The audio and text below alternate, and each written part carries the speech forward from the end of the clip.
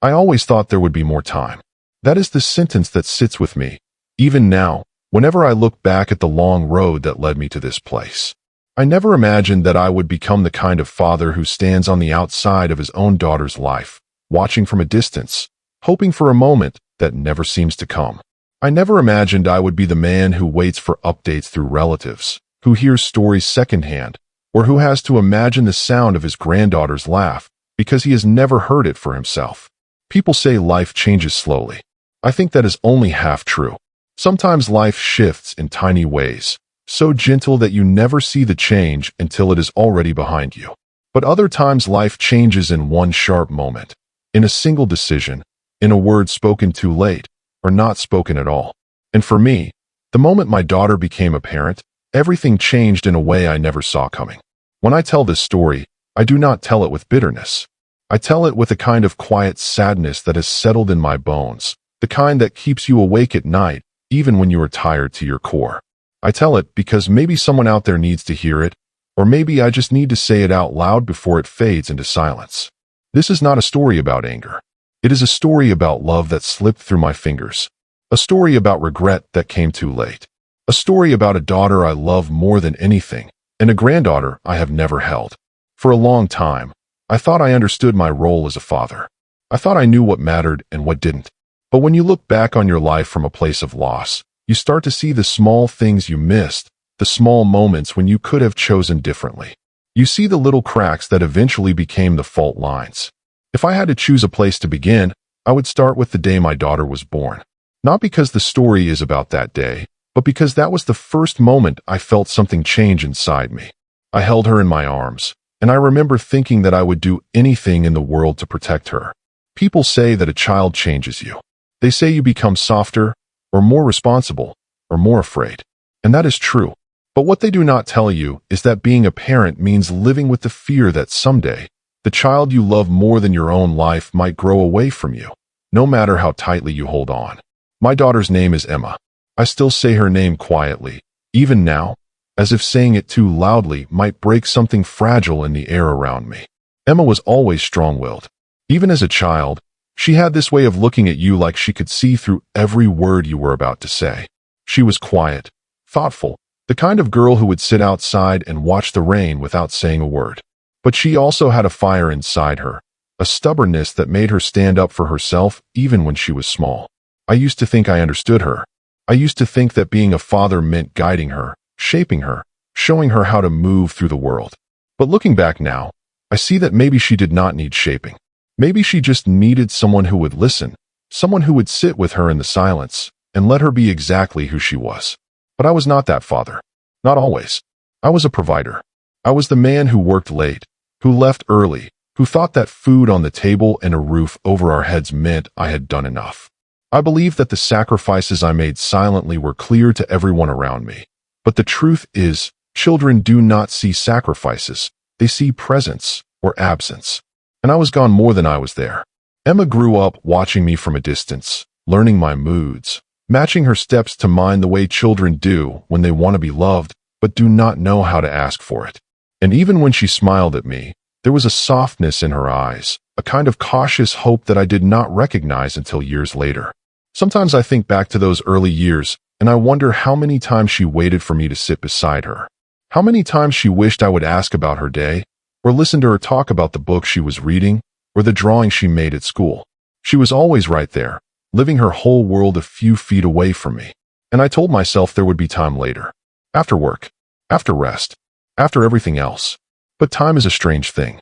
You do not know when it starts slipping through your hands. You only realize it when it is already gone. Emma was 13 the first time she stopped talking to me for more than a week.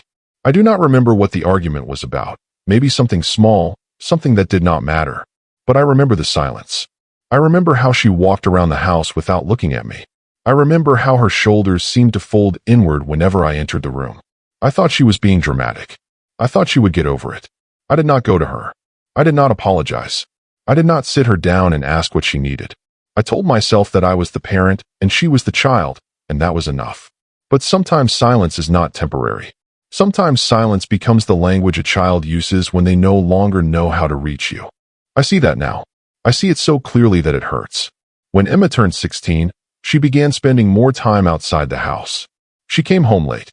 She closed her door quickly. She stopped sitting at the dinner table unless her mother asked her to. She turned her back when I tried to speak. And still, I told myself that she was just growing up, that she would come back around. The truth is, she was learning how to live without me. Every year, she drifted a little further away, and every year, I told myself it was normal. I told myself she would eventually understand the things I did for our family, the sacrifices I made.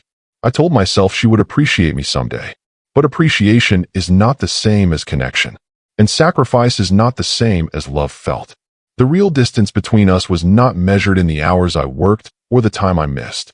It was measured in the moments I did not show up emotionally. The moments I was physically present but mentally absent. The moments she looked at me and saw a wall instead of a father.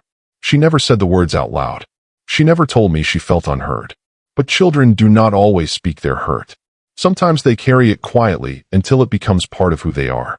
By the time Emma became an adult, the distance between us was almost normal. We spoke politely. We exchanged updates. We wished each other well on holidays. But we were strangers who shared memories instead of a bond. I told myself that was fine. I told myself this was just how parenting was supposed to be when children grew up. I did not realize how fragile that connection was until she told me she was pregnant. The day she shared the news, I saw something in her eyes. Something small. Something hopeful. Maybe even something vulnerable. And for a moment, I thought this was my chance. My chance to fix things. My chance to be the father I should have been. My chance to show up. But I moved too slowly. I asked too few questions. I offered too little support. I stayed in the background because I thought she preferred it that way. And maybe she did. Or maybe she was waiting for me to step forward, to reach out, to show her that I wanted to be part of her new life. I do not know. I cannot know. What I do know is that becoming a parent opened something inside her, some deep understanding of what she wanted for her own child. And in that moment, she looked at the kind of father I had been, and she made a decision. A quiet decision. A painful one. A decision that changed everything. She cut me out of her life. Not suddenly. Not with anger. Not with a dramatic argument or harsh words. Just silence. The same silence she learned from me. The same silence I taught her, without meaning to. Messages went unanswered. Calls went to voicemail. Invitations stopped coming. Photos of my granddaughter appeared only through relatives. And the strange thing is, her silence felt familiar. It felt like the echo of every moment I told myself there would be more time. I am telling this story now because this is where the real pain begins and where the real lesson lives. Not in anger, not in blame, but in the quiet understanding that sometimes the consequences of our actions come years after the mistakes are made. I wish I could go back. I wish I could sit with the younger version of myself and tell him that presence matters more than sacrifice. That listening matters more than lecturing. That children remember the tone of your voice long after they forget the words you said. I wish I could tell him that love cannot be postponed. That connection cannot be scheduled for later. That there is no more time guaranteed. But the past is not a place you can return to. The past is a door that only opens one way. And once you walk through it, all you can do is look back and hope you learned enough to move forward differently. As I speak these words now, I am not trying to make myself look better than I was. I am not trying to make excuses. I am trying to tell the truth, the full truth, even when it hurts. The day my daughter became a parent, she did not shut me out of cruelty. She shut me out because she wanted something different for her child. She wanted a home filled with emotional presence, not just physical support. She wanted a father figure who would show up, not one who would stand at a distance and hope she understood his intentions. She wanted the childhood she never had. And in that choice, she did what she thought was right. I do not hate her for it. I do not resent her. I understand it, even if it breaks something inside me every day. But this is only the beginning of the story. There is much more to tell. Her childhood, my regrets, the moment everything finally broke, and the quiet truth I carry now. There is something strange about looking back at the past when you already know where everything ends. It feels like watching an old movie of your own life, seeing the younger version of yourself make choices you wish you could shout at him to avoid. But back then, I didn't see anything wrong. I didn't see a daughter drifting. I didn't see a silence forming between us. I thought parenting was mostly about keeping the world stable, keeping food on the table, paying the bills, making sure the practical things were handled. Maybe that is where I went wrong. I thought being a good father was measured in the things I provided, not in the moments I shared. When Emma was a little girl, she used to wait for me at the front door every time she heard my car pull into the driveway. She would stand there holding whatever drawing she made that day, or some little object she found outside, or sometimes just standing with her arms stretched out, waiting for a hug. I used to think she would always be that way, open, ready, hoping for closeness. But children grow, and when they don't get what they need, the way they ask for love changes. What begins as reaching turns into waiting. Then waiting turns into withdrawing. And after enough time, withdrawing becomes a kind of protection. I did not see that transition in Emma, not because she hid it, but because I wasn't paying attention in the way a father should. Back then, my days were long. I worked at a job that demanded more of me than I should have given. I told myself I was doing it for the family, that the long nights and early mornings were worth it, that my sacrifices would someday be understood. It's easy to get lost in that mindset. It makes you feel noble. It makes you feel like you're doing the right thing. But noble sacrifices mean very little when the people you're sacrificing for feel alone. I remember one evening when Emma was around 9 years old. I came home late, exhausted, frustrated with something that had gone wrong at work. When I walked in, she was sitting at the kitchen table, waiting for me with a board game already set up. She looked up at me with this quiet, hopeful smile, like she had been waiting for that moment all day. "Dad, can we play now?" she asked. And instead of putting my bag down and sitting beside her, I sighed. A long, heavy sigh. And I said, "Not tonight, Emma. I'm tired." I thought nothing of it. Parents say things like that all the time. But I saw the way her face fell. I saw the way she tried to hide the disappointment. She quietly packed away the pieces, one by one, and said, "Okay, maybe tomorrow."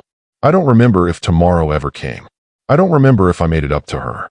But that moment stayed with her. I know it did. Because years later, she brought it up, not in anger, not accusingly, just as proof that she had always felt like she was asking for too much. Children remember the times we didn't show up, even when we think it was small. Looking back, moments like that were the slow beginnings of the walls she built between us. Small bricks of disappointment stacked one on top of another. And each time I chose work, or exhaustion, or distraction over her, another brick was added. Until one day, without realizing, I was standing on the other side of a wall so high I could barely see her. But the thing about distance is that it rarely arrives all at once. It creeps in. It blends into the routine. It becomes part of how you live. You get used to shorter conversations. You get used to her spending more time in her room. You get used to quick answers, quiet dinners, closed doors. You tell yourself it's normal, that she's growing up, that this is just what teenagers do. I repeated those lines to myself for years. And maybe part of it was normal, but a larger part of it was not. A larger part was the direct result of the bond one didn't nurture when she needed me the most. When Emma was 13, she started keeping a journal. I didn't know that at the time. I only found out years later, long after the damage was done. It wasn't a secret journal. She didn't hide it out of rebellion. She hid it because it was the only place she could say the things she didn't feel safe saying out loud. One day, when she was in her early 20s, during one of the rare quiet afternoons when she actually sat and talked with me, she mentioned it. She laughed a little when she brought it up, like she was embarrassed by her younger self, but the words behind her smile were heavy. "I used to write everything down," she told me, "because it felt like no one was listening. Especially you." I didn't respond right away. I felt something in my chest tighten. I wanted to tell her she was wrong, that I had always cared, that I had always been there. But the truth stopped me. Because deep down, I knew she wasn't wrong. I may have been physically in the house, but emotionally, I was somewhere else entirely. Hearing that from her stung in a way I wasn't prepared for. But I told myself it wasn't too late, that we still had time to fix things, that adulthood would bring understanding, that she would eventually see things from my perspective. I was wrong. When she turned 17, the distance between us became almost routine. She still spoke to her mother openly. They shared long conversations, quiet talks late into the night, emotional moments I didn't know how to participate in. But with me, she was careful, reserved, guarded. Like everything she said had to be filtered first, softened, shaped in a way that wouldn't upset me or disappoint me. I used to sit at the far end of the dinner table and watch her laugh with her mother. I would see her eyes light up when she talked about her dreams, her friends, her struggles. And when I tried to join the conversation, something in her would close off. Not out of disrespect, not out of rebellion, just out of discomfort, as if being emotionally close to me felt unsafe. That was the hardest part. Not the silence, not the distance, but the subtle shift in her body language whenever I entered the room. The way she would straighten her back, the way her smile faded just a little, the way she seemed to brace herself. I wasn't a violent man. I wasn't cruel. I didn't yell often. But the absence of emotional warmth can feel just as cold as anger. And children remember cold. When Emma graduated high school, I thought maybe we had a fresh start. She hugged me tightly that day, one of the rare times she did, and I felt something inside me swell with hope. Maybe she was proud of herself. Maybe she was proud of us. Maybe this was the moment everything shifted back into place. But even on that day, I could feel her pulling away. Like the hug was a goodbye to the father she grew up with, not a hello to the one she hoped I could become. She left for college a few months later, and that was when the distance became real. Calls became shorter. Texts became less frequent. She visited home only when she had to. And even then, she stayed mostly with her mother, only giving me small pieces of herself, carefully measured, carefully controlled. I didn't know how to ask for more. I didn't know how to say, I miss you. I didn't know how to break through the years of emotional silence I helped build. So instead, I stayed quiet. I acted like everything was fine, even when it wasn't. I hoped things would magically improve on their own. But relationships don't heal through silence. When she graduated college, something in her had changed even more. She seemed older, more guarded, like she had made peace with the idea that I was not someone she could rely on emotionally. We still had contact. We still spoke. But we were no longer father and daughter in the way I once imagined. We were polite acquaintances with shared history. It was around this time that she met the man who would become the father of her child. I remember the day she told me about him. She mentioned him casually, as if she wasn't sure how much she should share. I tried to sound supportive. I tried to show interest. But the connection between us was so thin that every word felt like it had to be translated. Still, I told myself that maybe this was my chance. Maybe supporting her relationship would bring us closer. Maybe being part of her future would fix the past. But the truth was, I wasn't part of her life in the way a father should be. I was more like a background presence, someone who showed up for birthdays and holidays, someone who gave advice only when asked, someone who watched from the sidelines. I didn't realize how fragile our bond truly was until she became pregnant. The day she told me, her voice shook a little, not with fear, but with something else. Something I didn't recognize at the time. Maybe it was uncertainty. Maybe it was hope. Maybe it was a quiet test to see how I would respond. I congratulated her. I hugged her. I told her I was proud. But something about my reaction didn't reach her. Maybe it sounded too formal, too distant, too rehearsed. Maybe she wanted me to ask if she was scared, or if she needed support, or how she was feeling. But I didn't ask those things. Not because I didn't care, but because I didn't know how. I had spent so many years building a life where emotions were unspoken that I didn't know how to speak them when it mattered. In the months that followed, she shared small updates. Her mother told me more than she did. I tried to be involved. I tried to ask questions. But every interaction felt delicate, like I was stepping onto thin ice. She kept me at a distance, not out of spite, but because that was the relationship we had taught each other to expect.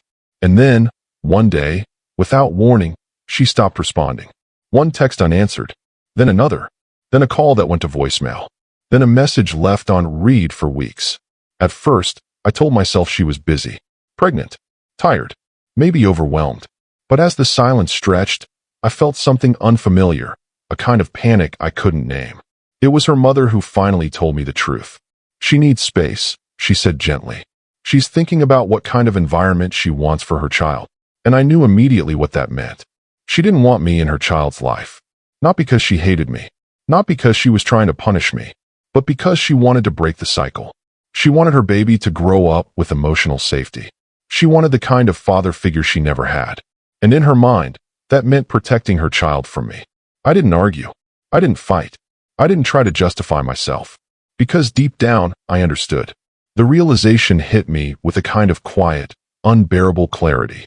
I had loved her, but I had not shown her love in the ways that matter most. And now, I was paying the price. Not in anger, not in shouting, but in silence. The same silence she learned from me. Silence is a strange thing. It doesn't arrive with a loud sound or a dramatic moment. It arrives quietly, like fog rolling in at dawn. One day, you wake up and realize the distance has already formed. Realize that words are no longer being exchanged. Realize that someone you love deeply has closed a door you didn't see them walking toward. And when that silence comes from your own child, it is a kind of ache that lives in the body. I never expected Emma to cut me out completely, even when I saw the signs. Even when I felt her growing careful with me, even when her messages became shorter, or when she stopped sharing the small pieces of her day, even when she told stories to her mother in a way she never did with me. Some part of me still believed she would keep at least a small doorway open, a crack, a sliver, something, but she didn't. And the worst part is that when the silence arrived, I could not pretend it came out of nowhere. I knew exactly what it was built from. Years of emotional absence, years of missed moments, years of quiet damage that I didn't mean to cause, but caused all the same. The silence wasn't punishment. It was protection for her child. And once I understood that, I felt something in me break in a way that couldn't be undone.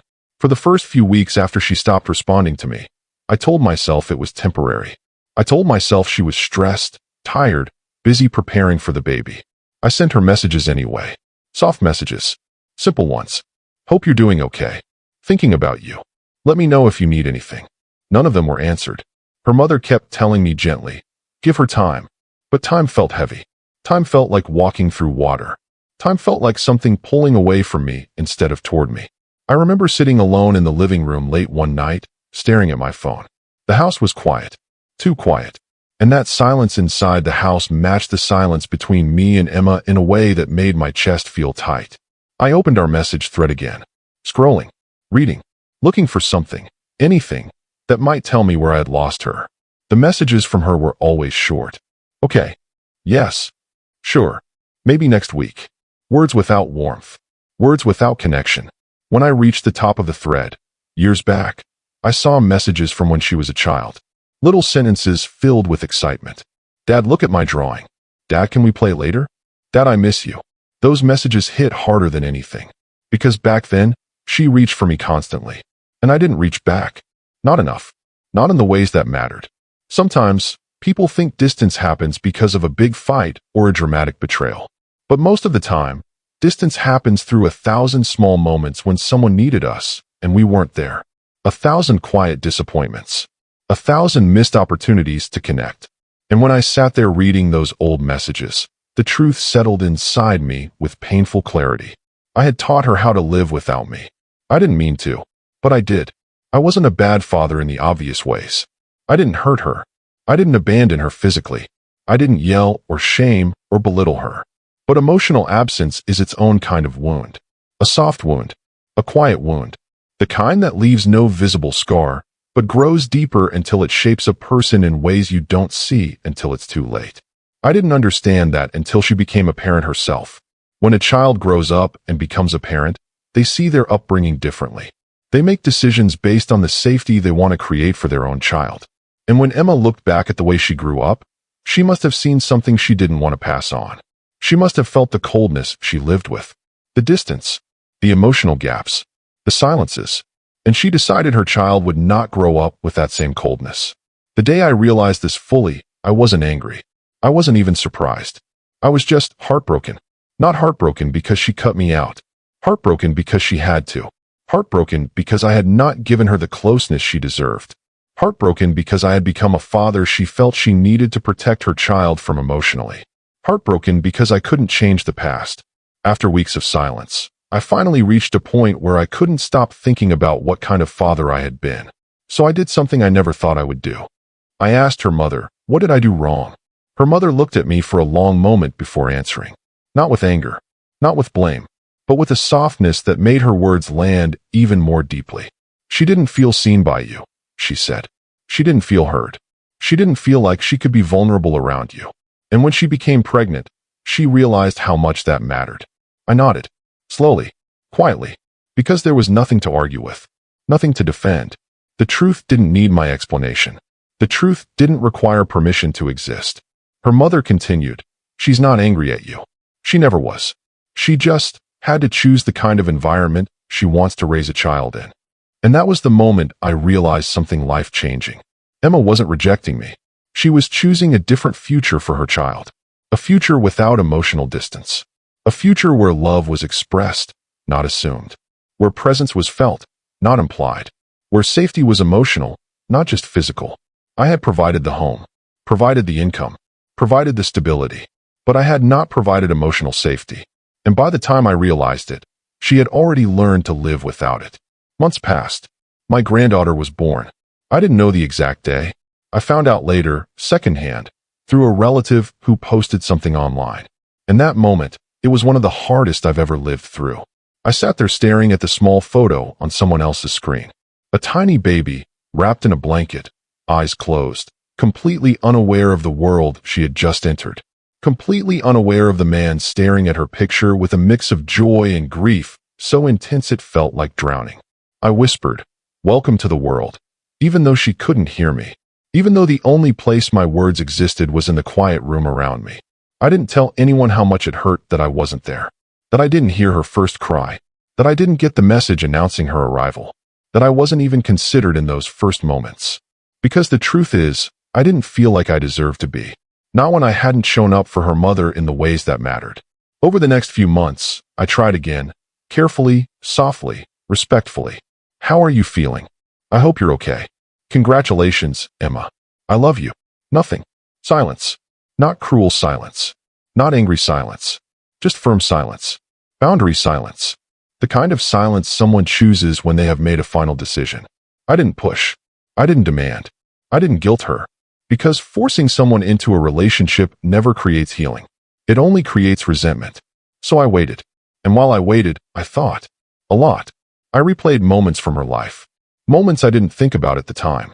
Moments that now carried a weight I couldn't ignore. Like the time she fell off her bike and scraped her knee, and I told her to shake it off instead of picking her up. Like the time she cried because a friend hurt her feelings, and instead of listening, I told her she was too sensitive. Like the time she came home excited about something, and I told her I didn't have time to hear the full story because I was busy. Like the quiet evenings when she lingered near me, hoping for connection, and I was lost in my own world. Each memory felt like a small cut. A cut I didn't see when it happened, but a cut she carried. I started to understand something important.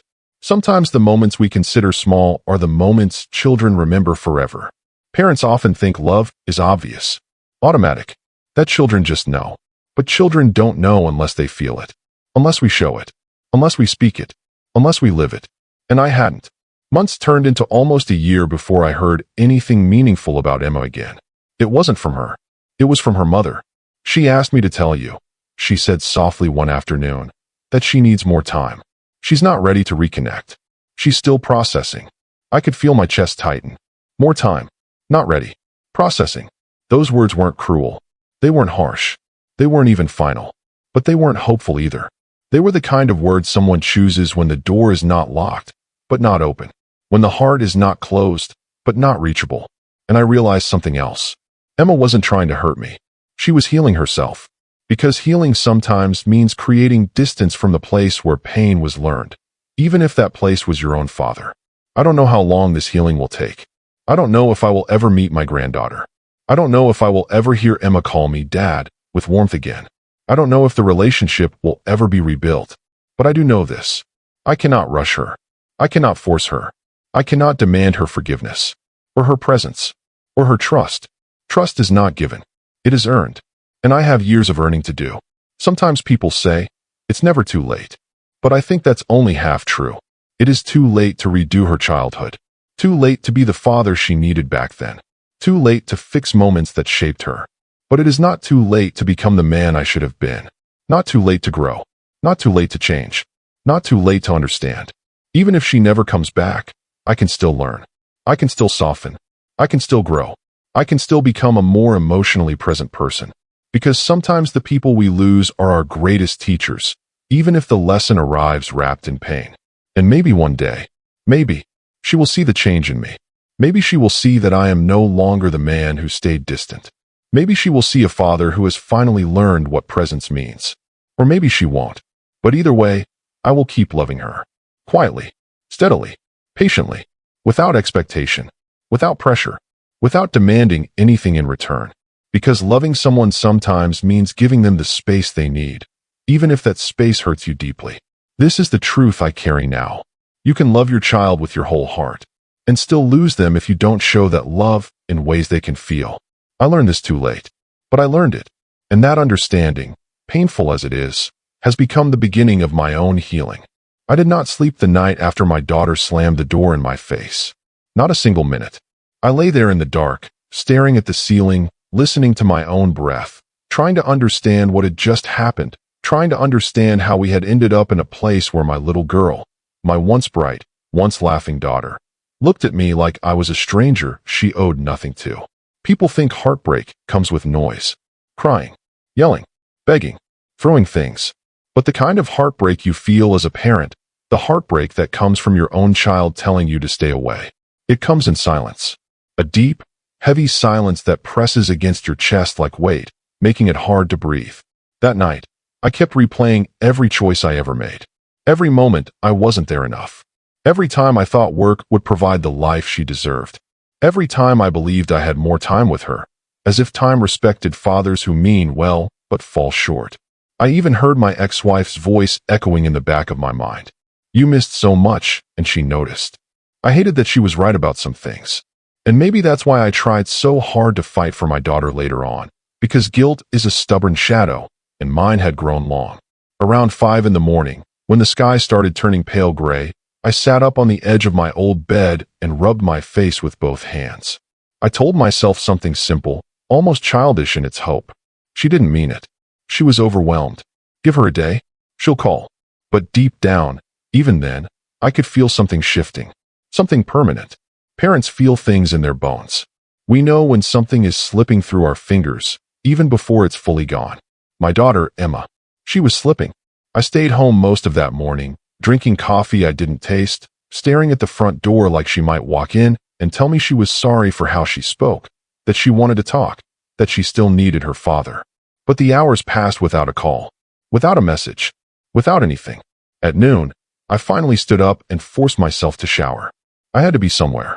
Earlier that week, my coworker's wife had invited me to their child's first birthday party, one of those simple backyard gatherings. I wasn't close to the family, but I said I'd go because parents like to show up for each other when they can. And maybe I thought being around people, being around children, might shake something loose inside me. I arrived at their home with a small gift bag and a polite smile I had to force into place. Kids were running through the grass. Parents were sitting under a big canopy tent. The smell of grilled food and the sound of tiny feet hitting the ground filled the air. I remember standing there and watching a little girl wobble on unsteady legs as she tried to walk toward her father. He crouched down, arms open, cheering her on. She didn't look anywhere else. She didn't even glance around to see who was watching. Her eyes were fixed on him. She stumbled. He caught her. She laughed. He lifted her. She leaned her head against his shoulder with pure trust. That moment hit me like a punch, because I remembered when my daughter used to run to me that way. I remembered tiny hands clutching at my shirt. I remembered the way her head fit perfectly in the space between my shoulder and my neck. I remembered how she looked up at me like the whole world made sense as long as I was holding her. And now she barely looked at me at all. I left the party early. No one questioned it. They just thought I wasn't in a social mood. But the truth is, I felt like I was carrying a weight no one else in that backyard could see. A weight that had grown heavier after watching a simple moment between a father and child. On my way home, I considered calling Emma. I even unlocked my phone and pulled up her contact. Her picture popped up, the same picture I had set years ago, back when she still allowed me to take photos of her smiling. A part of me wanted to hit the call button. Another part told me not to be that parent, the one who pushes too hard, who shows up too much, who ends up being resented for not giving space. I tried to respect her boundary. But respecting distance feels very different when the person asking for distance is your own child. I drove home in silence, the roads blurry through tired eyes. That night, around 9 p.m., my phone buzzed. For a split second, hope jumped inside me. Hope that she had reached out. But it wasn't her. It was her ex. A man I had always believed wasn't right for her. A man I still held some resentment toward. Not because he hurt her, although he did, but because he convinced her I was the villain in her life. He sent a short message. She's going through a lot. Give her time. Time. People talk about time as if it's a cure, as if the passage of hours or days or weeks magically heals broken connections. But time can also create distance. Time can deepen misunderstandings. Time can harden someone's heart. I replied politely, even though I didn't want to talk to him. Thanks for letting me know. Then I set my phone down and walked to the window. Outside, the street was quiet. A single street lamp glowed with soft yellow light. I stared at it until everything around me blurred. Loneliness has a strange way of filling a room. It walks in without knocking. It sits next to you. It breathes softly, reminding you it's not going anywhere. The next morning, I woke up feeling a little numb. Some people think numbness is the opposite of pain, but it's not. It's what happens when the pain becomes too familiar to fight. I made breakfast I didn't eat, drank water I didn't want, and tried to convince myself that fathers don't fall apart. Not really. We crack quietly, silently. We carry our pain the way we carry groceries, with fingers straining but never dropping the bags. Around 11 a.m., I got a text from my sister. She wanted to check in, said she had heard from our mother that Emma had given birth. She asked if I had seen the baby yet. I stared at those words. Have you seen the baby yet? I typed. No. Then I deleted it. Typed again. Not yet. Deleted it again. Typed a third time. Not yet. Working on it. I didn't know why I lied. Maybe because admitting the truth, that I hadn't been allowed to meet my own grandchild, felt too heavy to put into words. Or maybe because I still hoped the situation would change, and I didn't want anyone to see how powerless I felt. When I didn't text more, she didn't push. Family can sense when pushing makes things worse. The next few days blurred together. I went to work. I came home. I checked my phone. I replayed old memories. I tried to call her once, and when she didn't pick up, I hung up halfway through the ringing. It wasn't until nearly a week later that something finally happened. I was sitting on my porch, drinking a cup of coffee, watching cars drive by, when my neighbor walked up the sidewalk. She had 2 kids with her, both toddlers. She stopped near my steps and let them wander around my yard while she chatted with me. She was a mother who loved to talk about parenting. She always had stories, funny ones, frustrating ones, exhausting ones. But that day, she shared something simple, something that stuck with me. She said, "Kids change when they become parents. Sometimes for the better, sometimes in ways we don't expect. They start seeing their own childhood differently." I remember nodding politely. I didn't think much of it at first. But later that night, her words came back to me with a different weight. Because maybe that's exactly what had happened to my daughter. Maybe when she held her child for the first time, when she felt that small heartbeat resting against her chest, when she looked into eyes that depended entirely on her. Maybe she remembered things from her own childhood that she hadn't thought about in years. Moments where she felt alone. Moments where she felt misunderstood. Moments where I wasn't the father she needed me to be. Maybe becoming a parent didn't soften her. It sharpened the old hurt. When you become a parent, you start to understand your own parents more. Or you start to understand what you missed from them. And maybe she had realized how much she wished I had been different. The thought squeezed my chest. Because what can a father do when his child becomes a parent and finally understands the pain he caused? I tried again to reach out a few days later, this time with a text. Nothing emotional. No pressure. Just simple words. "Hope you're okay. I'd love to meet the baby whenever you feel ready." She didn't reply. Hours passed.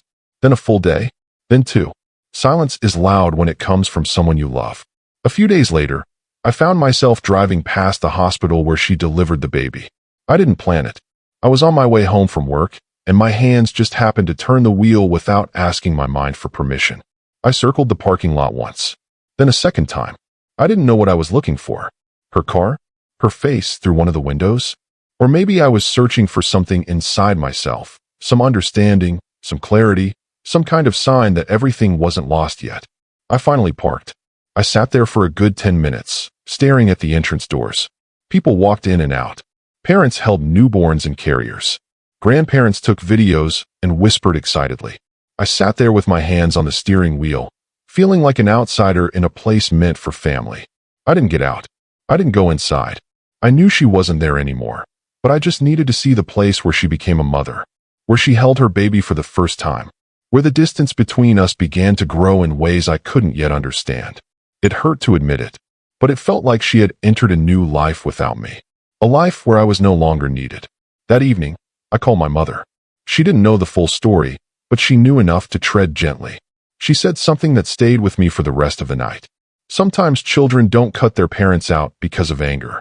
Sometimes they do it because they're afraid. Afraid you'll disappoint them again. Afraid you'll repeat old patterns. Afraid to hope for something they don't believe you can give. I sat there listening, feeling the truth settle like stones in my chest. Because my daughter had been hopeful once. Hopeful that I would show up more. Hopeful that I would listen more. Hopeful that I would fight harder to be the father she needed. And maybe every time I fell short, even if I didn't mean to, it chipped away at something inside her. And now that she had a child of her own, she wasn't willing to risk letting me disappoint her child the way I disappointed her. That realization hurt in a way I still can't fully describe. It wasn't anger. It wasn't bitterness. It was grief. Grief for the father I didn't know how to be. Grief for the child I didn't raise the way she deserved. Grief for the second chance I wasn't sure I would ever get. About 2 weeks after the birth, I finally received a message from her. It wasn't long. It wasn't emotional. It wasn't hopeful. It was 4 words. I need more time. I stared at the message, my heart aching and relieved at the same time. Because even though the words hurt, they were words. They were something. A small door still cracked open, even if only barely. I typed back. As long as you need. I'm here. I don't know if it was the right thing to say, but it was the only thing that felt true. Then I sat back in my chair and closed my eyes. She needed space. She needed time. She needed to figure out what becoming a parent meant to her. And maybe, just maybe, time would also soften her heart toward me. But even then, a quiet fear whispered inside me. What if time isn't a bridge? What if time is a wall? 3 months passed quietly. Quiet in a way that felt unnatural. Quiet in a way that didn't match the life of a man who once had a daughter who called him over every small thing. Scraped knees, school projects, heartbreaks, and late-night fears. 3 months where my phone stayed silent unless it was a bill reminder, a work email, or a spam call. No photos of the baby. No updates. No invitations. No questions. No, Dad, can you? Just silence.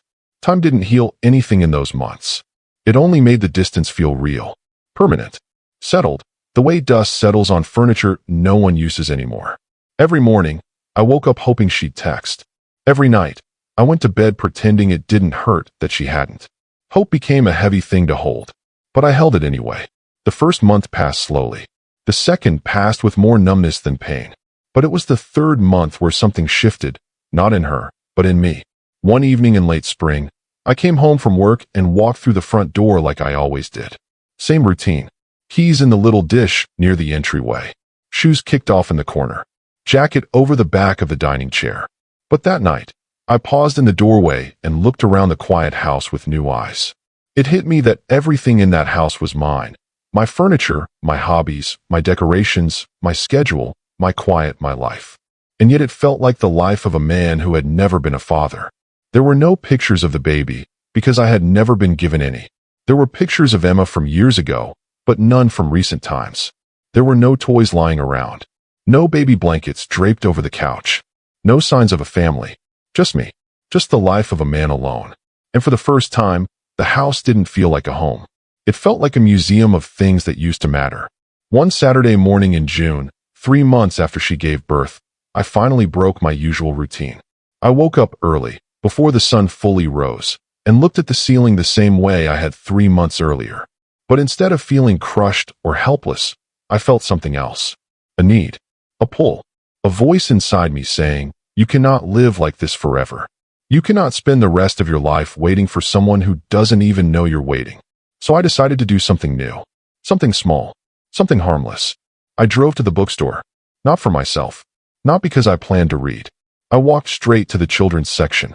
Rows of books with bright covers, simple stories, animals wearing clothes, gentle lessons about kindness and courage. I stood there for a long time, staring at the shelves like a stranger in my own life. Then I picked one. A book about a little bear who learns to be brave. The kind of story I used to read to Emma when she was small enough to sit on my lap, her hair tickling my chin as she leaned against my chest. I bought the book and placed it carefully in a drawer at home. Not to give to her yet. I wasn't allowed to. Not to send. She might not read it. Not to mention, she might pull further away. I bought it because I needed to believe that one day I might have the chance to read to my grandchild. even if that day felt impossibly far away. After that, every 2 or 3 weeks, I bought another book. A tiny silent library of hope, quietly growing inside a drawer she didn't know existed. 3 months after the birth, I started taking walks after work. I didn't walk for exercise. I walked to quiet my mind. One of my usual routes passed a small park, the kind with swings, a few benches, and a patch of grass that families use for picnics. In the early evenings, the place was full of life.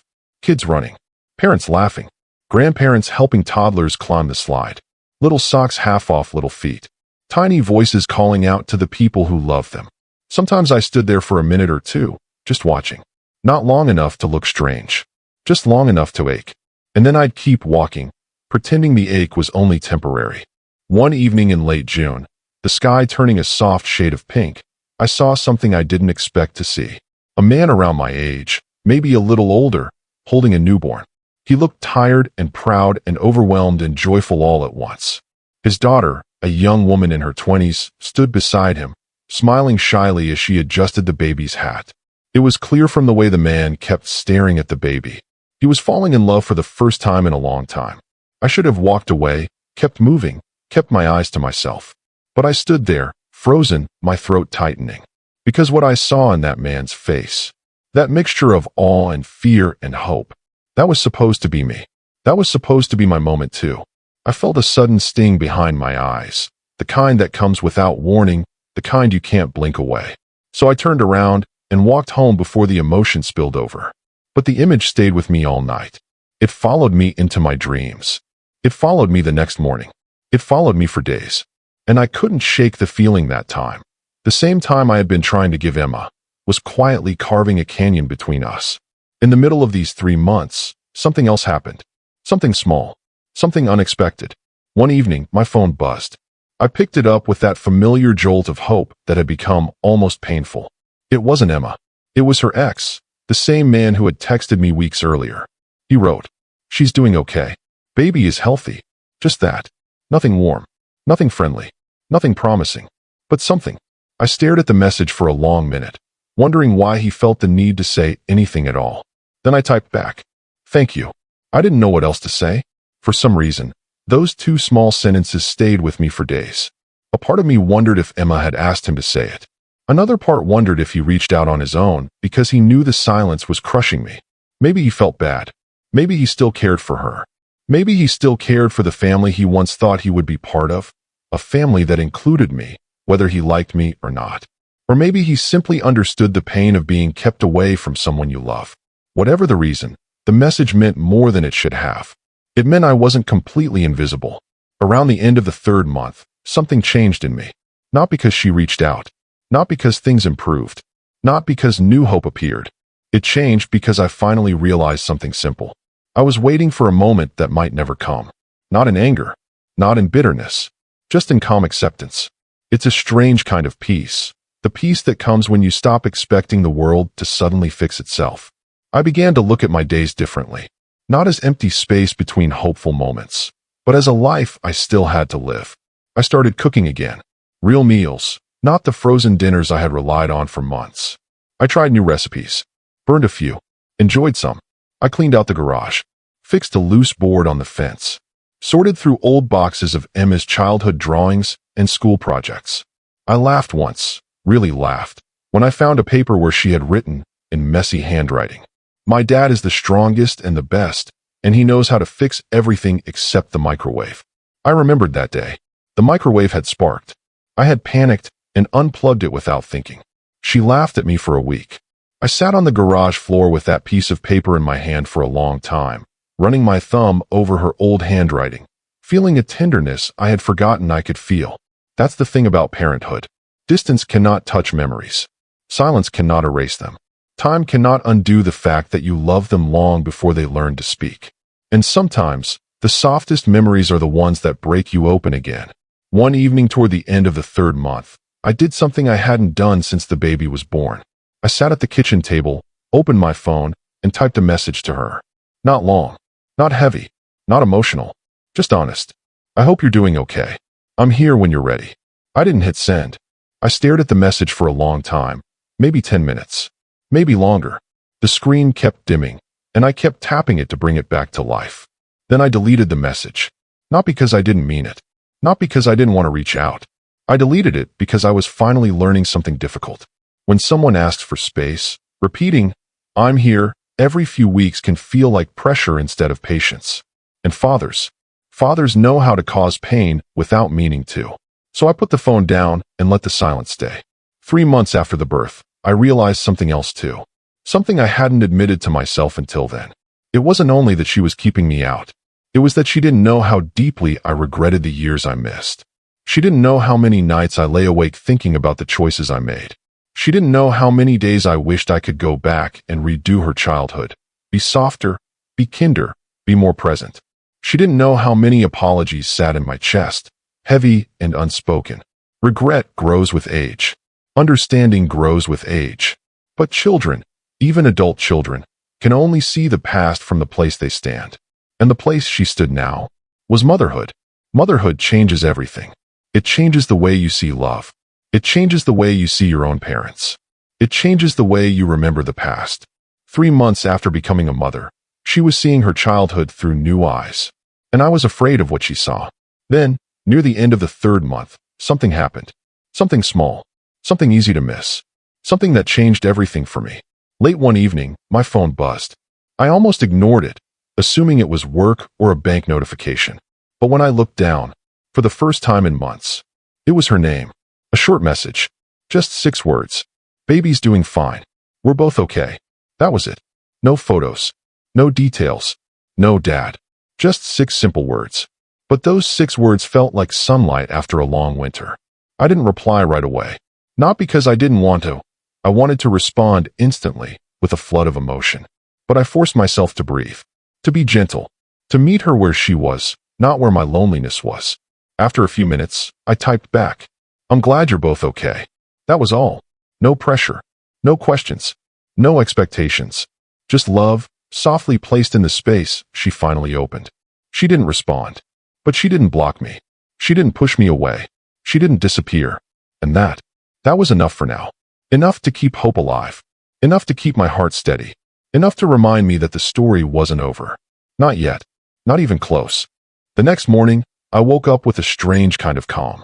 It wasn't the relief that comes from a resolution. It wasn't happiness. It was something softer. A quiet awareness that the world had shifted just a little, and maybe, for the first time in months, it was shifting toward me rather than away. I brewed coffee slowly, letting the aroma fill the kitchen. I carried it to the porch and sat down, watching the morning light creep across the yard. Birds chirped. The wind stirred the leaves.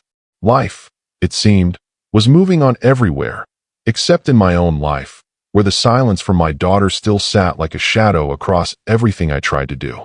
But somehow, after that 6-word message, the shadow didn't feel as heavy. I had learned something crucial over the past 3 months. I could not control her. I could not force connection. I could not fix what had already been hurt. All I could do was exist, and be ready, and hope, quietly, that someday, she would let me in again. I began small rituals to remind myself that I was still a father. Not a perfect father. Not the father she might have wanted. Not the father she deserved when she was growing up. Just a father who existed. I bought more children's books. Simple stories, illustrated with animals or soft colors. I put them in a drawer in my office. I didn't plan to give them to her.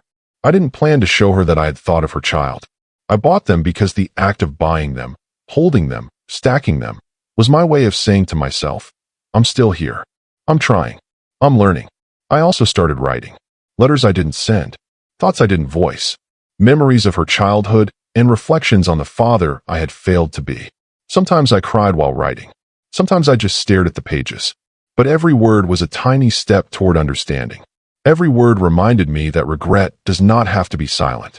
It can transform into growth if you let it. Around the middle of that month, I decided to take a small trip. Not far. Just a drive to the countryside, to clear my head, to sit alone with my thoughts, to feel the wind and remind myself that the world was larger than my grief. I parked near a small lake and sat on a bench. The water rippled gently. A few ducks glided by. A soft breeze carried the smell of grass and earth. I closed my eyes and pictured Emma as a little girl, running toward me across a yard. Her laughter, bright and trusting, echoed in my mind. And I realized that memory, my strongest, purest memory of her, was not lost. It had been inside me all along, waiting for me to recognize it. I also pictured her now, holding her child. Quiet, focused, careful, protective, tender. And suddenly, I understood the fear behind her silence. It wasn't anger at me. It wasn't resentment. It was care. Care for the baby. Care for herself. Care shaped by the cracks and gaps of her own childhood. And maybe, for the first time in months, I could see her perspective. Not as a father who had been left out, but as a daughter who had to protect what mattered most. The trip helped me see something else. I had spent 3 months trapped in what-ifs. Trapped in silence.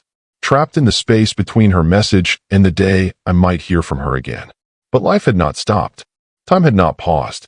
The world continued, whether I participated or not. I had to learn how to live inside that truth. When I returned from that small trip, I began to notice the small gifts life still offered. The smell of my morning coffee. The feel of warm sunlight on my hands. The sound of the birds outside my window. The soft rustle of leaves in the backyard. Simple things. Ordinary things. Yet, for the first time in months, ordinary things felt enough. I also started reaching out to my friends more. Not to talk about Emma. Not to complain about the silence. But to reconnect with the world outside my own grief. To remind myself that while one chapter of my life felt stalled, other chapters were still being written. A few weeks later, something subtle shifted. I received a message from my sister. It was small, casual, like a conversation starter. Emma says hi. Says the baby slept through the night last night. Nothing more. Nothing less. No questions about me. No invitations. Just a fact. But that small sentence carried weight. Because she had chosen to share something about her child with me. Without judgment. Without pressure. Without the emotional gate closed completely. I stared at the message for a long time. My chest felt tight. My eyes blurred. For the first time in months, I understood. She wasn't closing the door entirely. She was only opening it a crack. And a crack is all you need sometimes to start rebuilding. The next day, I did something I had avoided for too long. I picked up my phone. I opened the messages. I typed a simple, calm response. That's wonderful to hear. I hope you both are doing well. And I sent it. No pressure. No overthinking. Just acknowledgement. I didn't expect a reply. I didn't need one. Sending it was enough. Over the next weeks, I practiced patience like a muscle I hadn't used in years. I accepted the slow pace of this relationship. I accepted that my daughter had new priorities, new responsibilities, and new boundaries. I accepted that her child's well-being was her top concern, and that she had to feel safe making decisions about who was present in her life. I also began thinking about what kind of grandfather I wanted to be. Not the father I had been. Not the father I might have been. But someone who could love without expectation. Someone who could support without intrusion.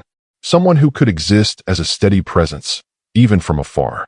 It was a different kind of love than I had known. A quieter love. A patient love. A love that didn't demand return. A love that could wait. By the end of that 3-month period, I had learned something essential. Love does not always require proximity. Presence does not always require permission. And connection does not always require speech. Sometimes, it is enough to exist in the space someone has allowed you. To respect it, to honor it, and to wait patiently for the day they choose to invite you closer. And I understood finally. Even if Emma never fully opens that door. Even if I am never the father I wanted to be in her eyes. Even if I only exist in her life in small glimpses. I can still love. I can still try. I can still learn. And that is enough to keep hope alive. 3 months after her birth, I finally felt like I had taken the first step toward healing. It was not a dramatic moment. No tears. No confrontation. No apology exchanged. Just calm. And a quiet understanding that life moves slowly, sometimes painfully. And that love, even when distant, even when unreturned, is never wasted. 6 months had passed since Emma gave birth. Time had stretched and settled, and in many ways, it had hardened the edges of my longing. The raw ache of those first months had softened into something quieter. A gentle, persistent weight that followed me wherever I went. I had grown accustomed to living with her absence. The silence had become part of my daily rhythm. And yet, beneath it all, there was always hope. A fragile, cautious hope that she might one day reach out again. That she might allow me to step back into her life, not as a man demanding attention, but as a father who had finally learned what it meant to be present. In those 6 months, I had changed. I had begun to notice the world around me again. I had started cooking proper meals, tidying the house, taking walks where I allowed myself to notice the small miracles in life. The way sunlight fell on the leaves, the way birdsong echoed across empty streets, the quiet hum of life continuing outside my walls. I had also begun to understand patience. Real patience. Not the kind that waits out of convenience, or laziness, or fear of confrontation, but the kind that waits with love, without expectation. One Sunday morning, I woke earlier than usual. The sky was pale gray, the light soft and forgiving. I poured myself a cup of coffee and stepped onto the porch. I felt the weight of months pressing against me. Months of distance, months of regret, months of missed chances. And yet, as I looked out at the empty street, I felt something else too, a quiet clarity. Emma was raising a child now. She was making choices based on love, protection, and care. That meant her decisions weren't about me. They were about her child. And I had to respect that. I spent much of that morning thinking about how quickly time moved, how fleeting moments were, and how impossible it was to reclaim them once they passed. I thought about the baby, my grandchild, and how much life she had ahead of her. I thought about the daughter I had raised, the daughter I loved, and the ways I had failed her. I also realized something profound. There was nothing I could do to change the past, but there was everything I could do to change the present. To become a better father, a better grandfather, a better man. It was a lesson I had learned slowly, painfully, but one I finally understood. By midday, I decided to go for a drive. Not far, just out of town, along winding roads lined with tall trees and wildflowers. I drove slowly, listening to the hum of the engine, letting my thoughts drift like the clouds overhead. I thought about Emma, about her laughter, her tears, the way she had once run to me without hesitation, about her child, about the chance I might have to be part of her life someday. And I thought about myself, about who I was now, about who I needed to be. On my drive, I stopped at a small park. A lake shimmered in the sunlight. Ducks glided across the water. Children ran along the grassy banks, parents calling to them in playful tones. I watched them for a long time. There was something about the way a parent interacts with a child that is both simple and extraordinary. Every laugh, every cautious step, every hand held, every gentle word. It is all an expression of love. And in that moment, I realized how much I had missed, how much I had failed to show, how much I had left undone. It was a painful realization, but it was also a necessary one. Because understanding what you missed is the first step toward learning how not to miss it again. That evening, I returned home and decided to write a letter to Emma. Not to send it. Not yet. But to organize my thoughts. To put my feelings on paper in a way I could hold on to without expecting anything in return. I wrote about her birth. About the first months. About the ways I had failed her. About the ways I hoped to be better. About the books I had bought for her child, tucked away quietly in a drawer. I wrote about love. How it doesn't always mean proximity. How it doesn't always mean recognition. How sometimes love is silent, patient, waiting for a time when it will be welcome. When I finished, I folded the letter and placed it in an envelope. I didn't address it. I didn't put it in a drawer. I set it on the kitchen counter. It was both a promise to myself and a message to her, even if she never read it. In the following weeks, I began to take small steps to reconnect with the world. I joined a local community group, attended small social gatherings, and reconnected with old friends. Not to distract myself from Emma, but to remind myself that life continued, that I was still part of it, and that I could still grow. I also began a small routine of reflection each night. I would sit quietly with a cup of tea, thinking about the day, the choices I had made, the ways I had acted, and the ways I wanted to improve. It was a ritual of accountability, not shame, of growth, not punishment. Then, one quiet afternoon, a small breakthrough arrived. I received a message from her mother. It was simple, brief, polite. She says she'd like you to meet the baby. Nothing else for now. My hands trembled as I read the words. Trembled not from anger or fear, but from a quiet, deep, unexpected joy. I sat down, trying to let the moment sink in, trying to breathe without shaking, trying to feel gratitude without guilt. And then, slowly, I typed back. Thank you. I'd love that. Nothing more. No pressure. No expectation. Just acknowledgement and willingness. It felt like the first real step toward rebuilding a connection. When the day came to meet the baby, I remember feeling nervous. Not fear, not shame, but a soft, quiet apprehension. The kind you feel when you are entering a new chapter of life, unsure if you are ready, unsure if the world will accept you as you are. Emma greeted me at the door. She was cautious, polite, and careful.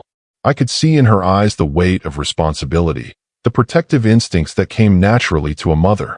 She handed me the baby gently, and when I held her, I felt a flood of emotion. Love, regret, hope, joy, grief. She was so small, so fragile, so perfect. And suddenly, all the months of waiting, of silence, of reflection, of growth, all of it seemed worth it for this one moment. I looked at Emma, who watched me carefully, and I said softly, almost to myself, "She's beautiful." And for the first time in 6 months, we shared a small, silent connection. No words were needed. No explanations. Just the quiet acknowledgement of love. Over the next few hours, I learned something simple but profound. Being a father, even after mistakes, even after absence, even after long months of silence, is not about being perfect. It's about showing up. It's about being present, even in small ways. It's about patience, understanding, and respect for the boundaries someone sets. It's about love that waits, even when it is not returned immediately. And in those hours, holding my granddaughter, watching Emma interact with her child, I realized that the journey toward connection had only just begun. It would take time. It would take effort. It would take humility. But it could happen. And that, I thought as I left their house that evening, carrying the quiet weight of hope in my chest, was enough for now. It had been about 2 months since I first held my granddaughter in my arms. 2 months of quiet, careful steps, of measured words, of learning how to exist in a space that once felt closed to me. Those 2 months had not been easy. Emma remained cautious. I could see it in the way she watched me, the way she measured my words, the way she handed me the baby only when she felt certain I could handle her. And I could not blame her. Not for a second. She had every right to be careful, to protect her child, to guard herself from disappointment. I had spent a lifetime making mistakes. I had spent a lifetime proving that love alone was never enough. And now, after months of absence, I had to show her that I could do better, that I could be steady, that I could be reliable, that I could love without overwhelming, without demanding, without expecting. The first few visits were quiet. I would arrive, and Emma would open the door with the baby in her arms. She would hand her over carefully, her eyes searching mine for signs of understanding, for glimpses of the father I had failed to be. I would hold her, feeling her tiny fingers curl around mine, feeling her heartbeat against my chest, and my chest would ache with a mix of wonder and regret. I learned quickly that babies have a way of teaching you things you never knew you needed to learn. Patience, gentleness, quiet observation, the willingness to sit still and simply be present. Holding her, watching her blink at the world, listening to her soft coos, I felt a kind of love I had never known before. Not for Emma, not for anyone else. A love that was pure, that demanded nothing, that existed simply because she existed. One afternoon, I was reading to her. A small book about a bear who learned to be brave. The pages were soft, the illustrations simple. I had read it countless times as I prepared for this moment. Once there was a little bear, I whispered, who didn't know how brave he could be. She looked up at me with wide eyes, tiny fingers brushing the edge of the page. And I realized that the same little bear was me, in a way. I had spent years not knowing how brave I could be, not knowing how to face my own failures, not knowing how to show up for the people I loved. And yet here I was, holding my granddaughter, reading a story about bravery, learning what it meant to be brave in real life. Not in a heroic sense, but in the quiet, steady way. Brave enough to show up. Brave enough to wait. Brave enough to love, even when it was hard. Emma watched from across the room, her arms crossed, her face carefully neutral. She didn't say much. She didn't need to. Her eyes spoke volumes. They said, "I'm still watching. I'm still unsure. But I see that you are trying." I nodded silently. A small smile, gentle, honest. And she nodded back, almost imperceptibly. It was progress. Over the next few weeks, our visits became routine.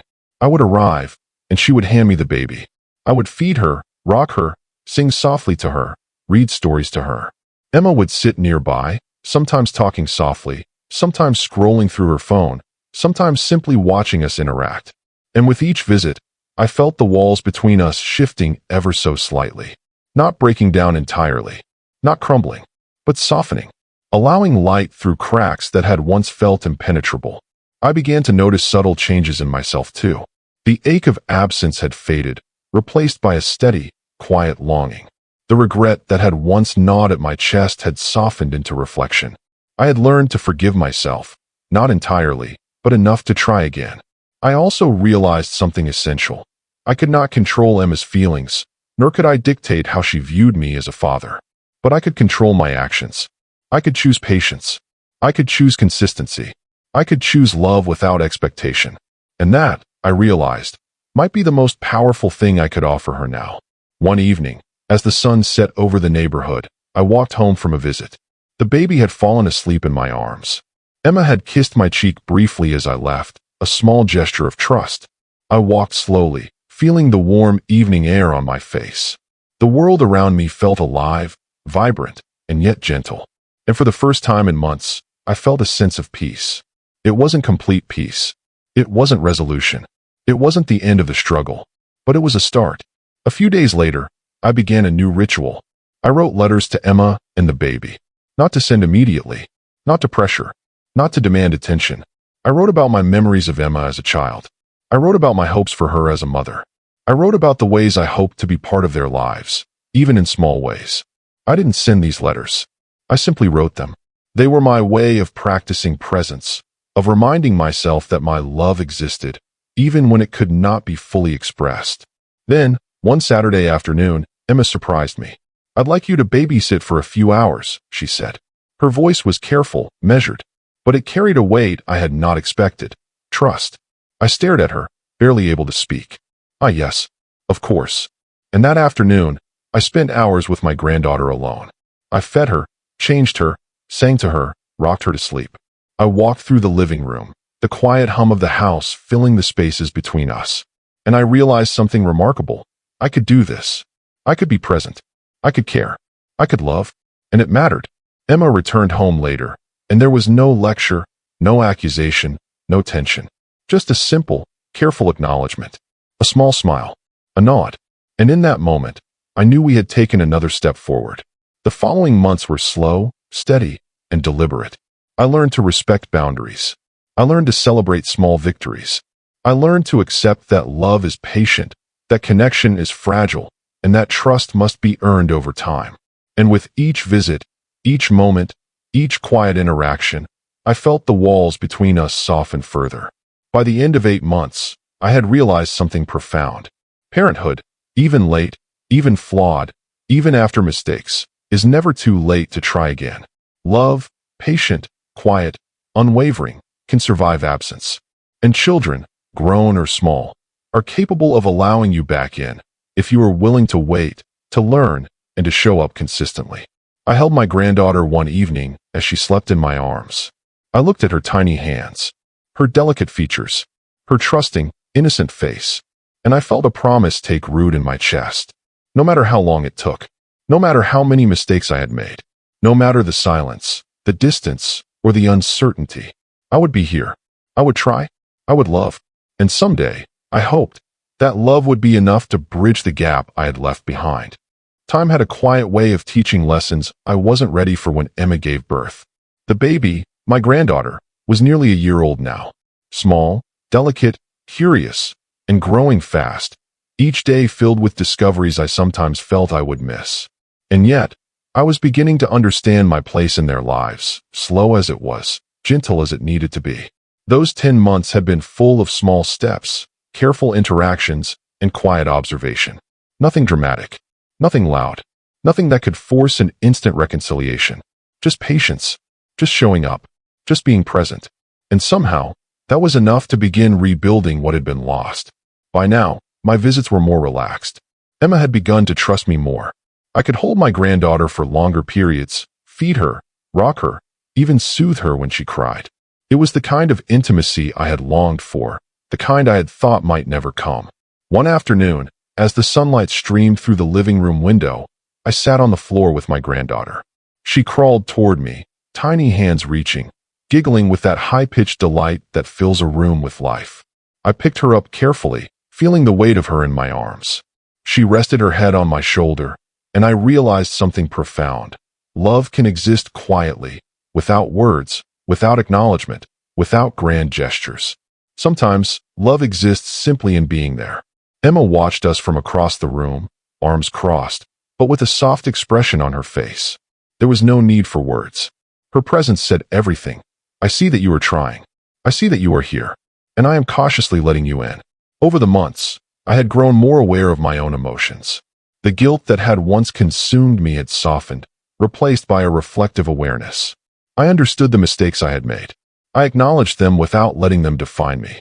And I began to focus on what I could do now, how I could love, support, and be present without demanding reciprocity. I began keeping a journal, writing down moments I cherished. A smile from my granddaughter, a laugh shared with Emma, a quiet afternoon reading together. These small memories became anchors in my life, reminders that love and presence matter, even in subtle, understated ways. One rainy afternoon, I had a breakthrough of another kind. Emma called to ask if I could come over while she ran an errand. I agreed, curious but cautious. When I arrived, she handed me the baby with a simple instruction. She's teething. Be gentle. And I was. I sat on the couch, held her, rubbed her back, whispered soft words. She fussed, then quieted, then finally fell asleep against my chest. Emma watched, silently, but I could feel the trust growing. It wasn't a flood of acceptance, but a steady stream. Small, deliberate, undeniable. And in that moment, I realized something. Trust is built not in grand gestures, but in the quiet consistency of presence. By the 10th month, I was participating in routines I had never imagined myself doing so soon. I fed her meals, prepared snacks, helped with bedtime routines. I learned the songs she liked.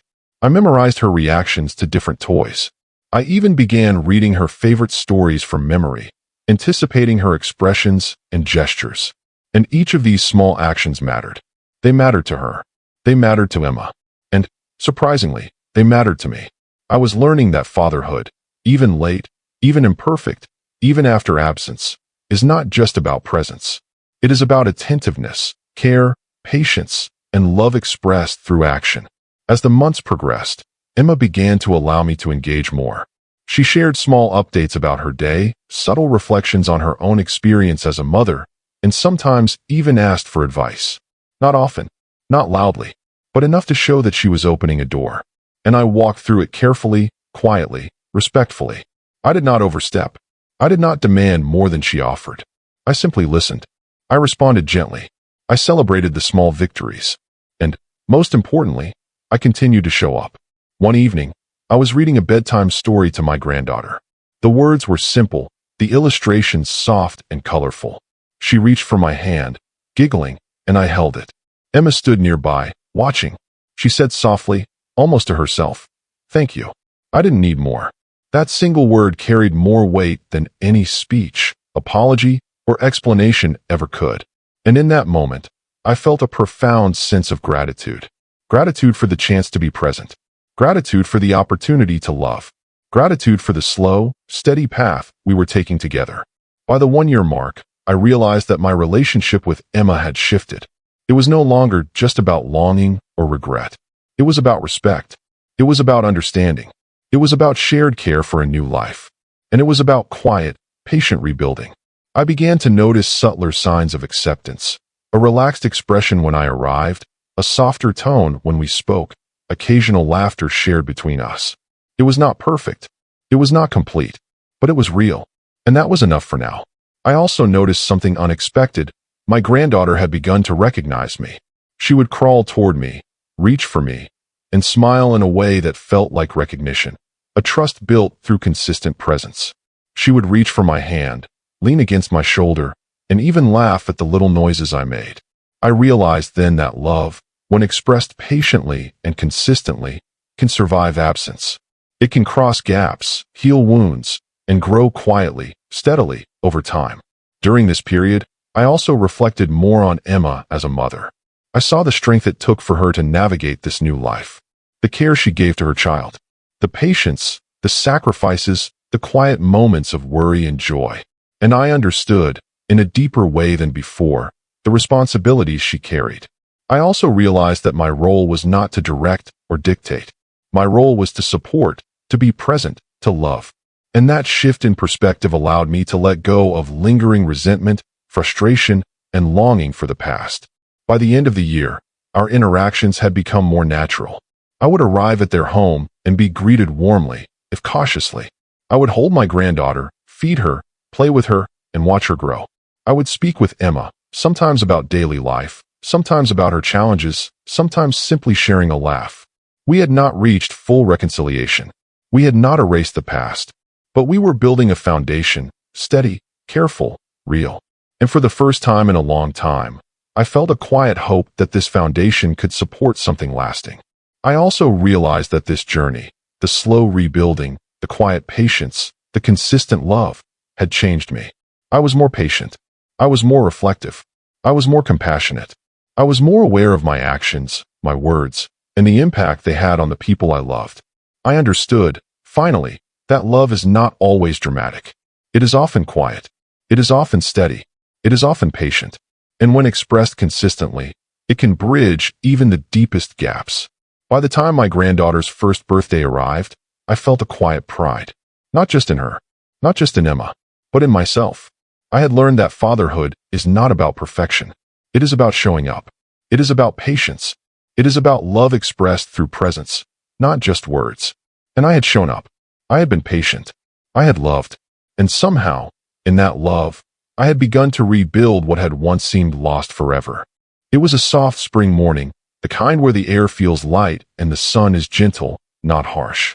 Birds were singing in the trees outside, and the world seemed to be waking slowly, deliberately, as if it knew that something important was about to happen. Today was my granddaughter's first birthday, a milestone for her, for Emma, and, in a quiet, fragile way, for me. I had spent the past year learning how to be patient, learning how to love without expectation, learning how to exist in the small spaces Emma allowed me. And yet, nothing could prepare me for the feeling that filled me that morning as I got ready to visit their home. I drove slowly, my hands gripping the steering wheel, my chest tight with anticipation.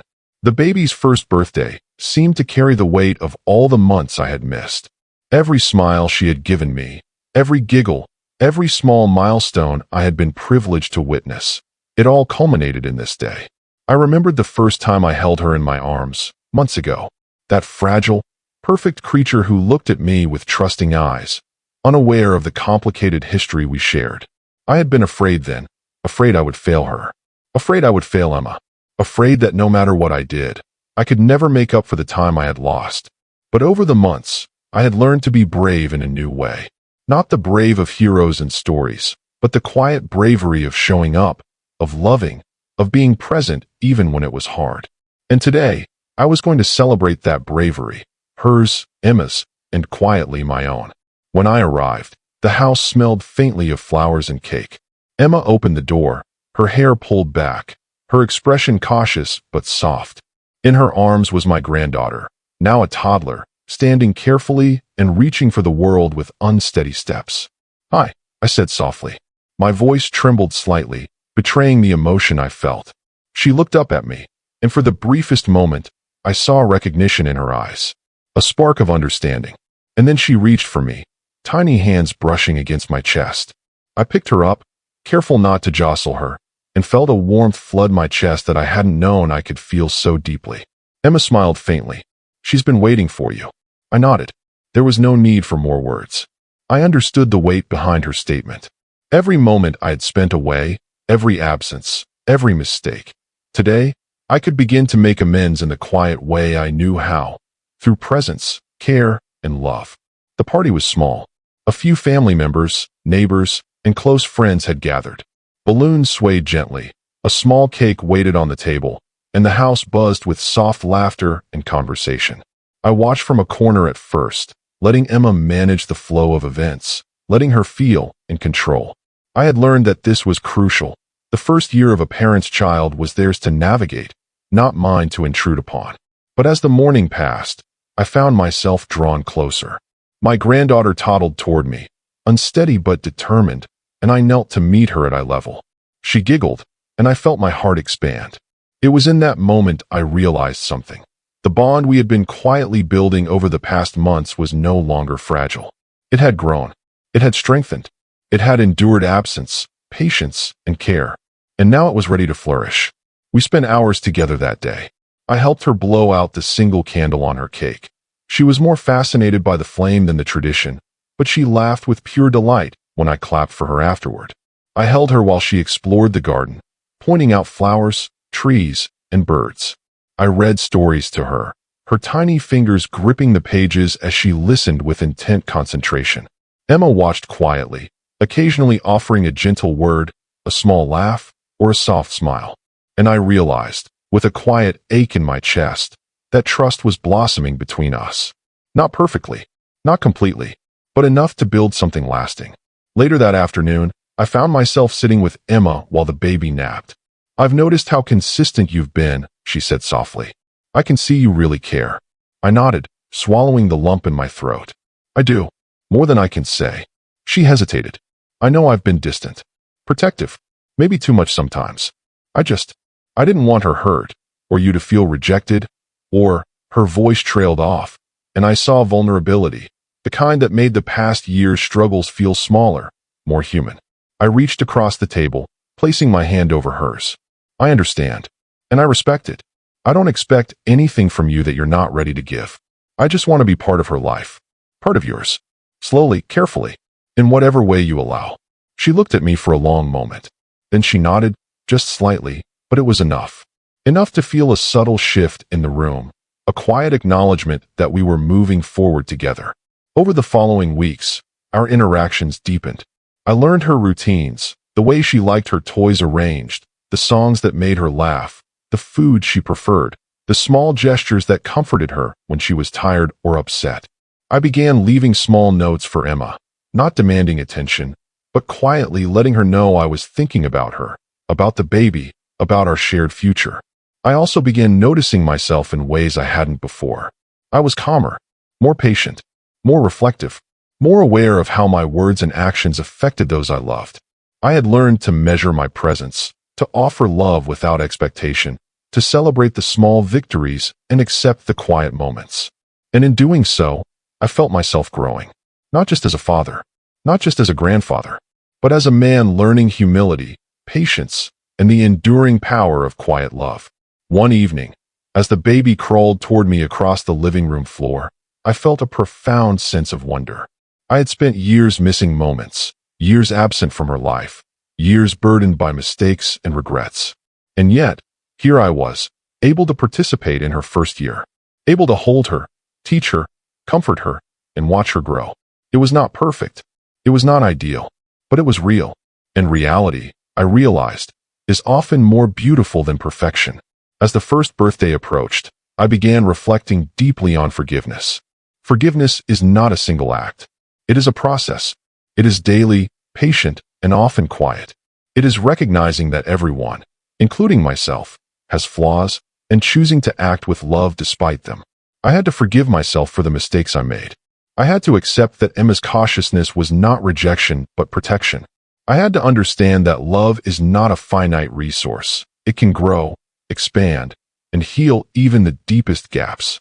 And most importantly, I had to accept that connection, when approached with patience and humility, is possible even after absence and hurt. The day of the party arrived with gentle sunshine. I arrived early, bringing a small gift, a handcrafted wooden toy I had spent hours sanding and painting. It was simple, sturdy, and safe, something she could explore without risk, something that could endure the small adventures of a curious toddler. Emma smiled faintly when she saw it. "She'll love it." I set it aside and focused on her, watching her toddle toward the crowd, her little feet unsteady but determined. And I realized how much courage it took for both of us to navigate this day. For Emma to trust me with her child. For me to step into a role I had long feared I would never inhabit. During the party, I held my granddaughter, sang to her, clapped for her, and watched her reactions with a mix of pride and awe. She reached for me, smiled, and laughed. And in that laughter, I heard a promise that connection, when nurtured with care, can overcome absence. Emma stood nearby, occasionally guiding her child, occasionally sharing a quiet word with me. There was a subtle shift in her demeanor, less cautious, more open, more willing to let me be part of this milestone. And in that shift, I felt hope bloom. As the day drew to a close, I reflected quietly while holding my granddaughter in my arms. I thought about the past year, the silence, the absence, the mistakes, the regrets, the slow rebuilding of trust. I thought about Emma, her strength, her patience, her cautious willingness to allow me into her life again. And I thought about the future. It would not be easy. It would not be perfect. It would require patience, humility, and unwavering love. But it could be beautiful. And in that realization, I felt something I had not felt in years: peace. The second year of my granddaughter's life began like a soft awakening. Winter had faded, leaving behind the delicate promise of spring. The air smelled faintly of blooming flowers and wet earth, a reminder that life continues, persistently, even when it feels as though you are standing still. I had been part of her life for over a year now, not in the way I had imagined as a father when she was first born, absent and unsure, but in a way that was honest, quiet, and patient. I had learned to navigate the delicate balance of presence without pressure, love without expectation. And slowly, that patience was paying off. I began noticing how much she had grown. No longer a fragile, tentative infant, she now moved with curiosity and determination. She toddled with unsteady confidence, exploring her surroundings, reaching for objects, examining the world with wide, bright eyes. Every small gesture, every tentative step, every giggle carried the weight of discovery, and I felt privileged to witness it. The first morning I realized she could truly recognize me without hesitation, I sat in the living room, coffee in hand, watching her crawl toward me with a delighted squeal. She reached for my hands, and I picked her up, careful not to jostle her. She clung to me for a moment, then pressed her head against my chest. It was a quiet moment, but it carried more meaning than any words could express. Emma had begun to relax around me too. The cautiousness that had marked our early interactions had softened. She still watched me closely, still measured my words, still hesitated at times, but I could see trust growing. Not a flood of trust, not full reconciliation, but a gentle current that carried the possibility of something enduring. One evening, as the sun was setting, she said softly, almost to herself, "I appreciate how consistent you've been. It matters." Her words were small, but they meant the world to me. They were acknowledgement. They were recognition.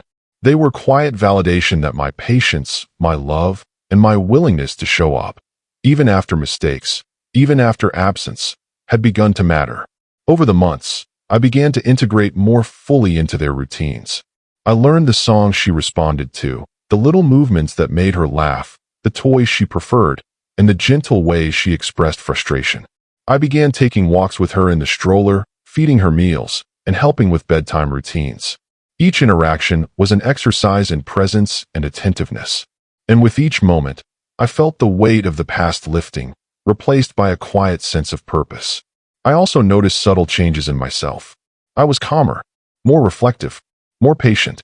I measured my words more carefully. I considered the impact of my actions. I learned to accept that connection is not instant, that trust is fragile, and that love is patient. I had been absent once, but I would not be absent again. And in that commitment, I felt a sense of growth that went beyond my role as a father or grandfather. It was a growth of character, of empathy, of understanding what it truly means to care for someone more than yourself. One particularly quiet afternoon, I sat on the porch with my granddaughter in my lap. She reached for a dandelion growing in the yard, fascinated by its delicate seeds. I watched as she blew gently, watching the seeds float into the air. I thought about life, about time, about the way moments slip through your fingers, unnoticed until you stop and pay attention, about the months I had lost, the mistakes I had made, and the quiet rebuilding that had become my life's work. And I realized something profound. Presence matters more than perfection. Patience matters more than perfection. Love, consistently expressed, matters more than perfection. I held her close and whispered softly, "You are loved. Always." Emma joined me on the porch, sitting quietly beside us. "I've been thinking," she said, her voice soft, "about how much she's grown and how much you've been part of it. It means a lot to me, that you've been consistent, that you show up. I looked at her, swallowing the lump in my throat. Thank you. That's all I've ever wanted, to be here for her. For you. She nodded slowly. No further words were needed. The acknowledgement, quiet and heartfelt, was enough. During this second year, I began to reflect more on forgiveness, for myself, for Emma, for the past. Forgiveness is not a single moment. It is a process, a series of quiet realizations that allow you to release the weight of regret. I had forgiven myself for the mistakes I had made as a father. I had accepted that Emma's caution was not rejection, but protection. And I had learned that love expressed consistently can bridge even the deepest gaps. These reflections became my compass. They guided me in every interaction, every visit, every small moment of connection. By the time the granddaughter turned 18 months old, I had settled into a rhythm. I knew her preferences, her routines, her favorite activities. I had learned the subtle signs of her moods, the tilt of her head, the sound of her laugh, the way she reached for comfort. I had discovered the profound joy of small moments, reading a story, blowing bubbles in the yard, holding her hand while walking down the street. And with each of these moments, my bond with Emma subtly strengthened. She still maintained boundaries, but she had begun to allow me to share in the joys and challenges of raising her child. One afternoon, Emma and I shared a conversation that marked a quiet milestone. I've been thinking, she said, watching her child play with blocks on the floor, that you've become part of her life in a way I wasn't sure could happen. You've been patient. You've been consistent. I appreciate it. I felt a lump in my throat, a swell of emotion I struggled to contain. I'm grateful for the chance, I said softly. I want to be here always. She nodded. I can see that. And that matters. More than you know. By now, my visits were no longer tense or tentative. I was included in routines, invited into small decisions, asked for guidance in ways that respected Emma's authority as a mother. The bond with my granddaughter had grown stronger, deeper, more intuitive. She recognized me. She sought me out. She laughed with me. And in return, I learned the joy of patient, consistent love. The second year also brought small challenges. There were moments of frustration when she cried, moments of disagreement with Emma over routines, moments when I felt uncertain or inadequate. But each of these moments became opportunities to practice patience, humility, and understanding. Each challenge reinforced the lesson that love is not passive. It is active, deliberate, and often quiet. And with each challenge overcome, our bond grew stronger. One evening, as the sun set and painted the sky with hues of pink and gold, I sat on the porch with my granddaughter in my lap, Emma beside us. I reflected on the past 2 years, the silence, the absence, the mistakes, the slow rebuilding of trust. I thought about the quiet victories, the small milestones, the laughter shared, and the love that had grown despite the odds. I realized that this journey had changed me profoundly. I was not the same man who had once been absent, unsure, and regretful. I was a man who had learned patience, humility, and the quiet power of presence. I was a man who understood that love, consistently expressed, could heal wounds, build trust, and create bonds that endure. As the second year drew to a close, I made a quiet vow to myself. I would continue to show up. I would continue to love. I would continue to respect boundaries, nurture trust, and celebrate the small victories. And I would remember, always, that connection is built not in grand gestures, but in the quiet consistency of presence, patience, and love. The second birthday approached quietly, unassuming, yet carrying the weight of so much growth, so much healing, and so many lessons learned over 2 long years. I had learned a great deal in that time. I had learned patience, humility, and the quiet persistence that love demands. I had learned that presence matters far more than perfection, that forgiveness is a slow, careful process, and that trust is fragile but not impossible to rebuild.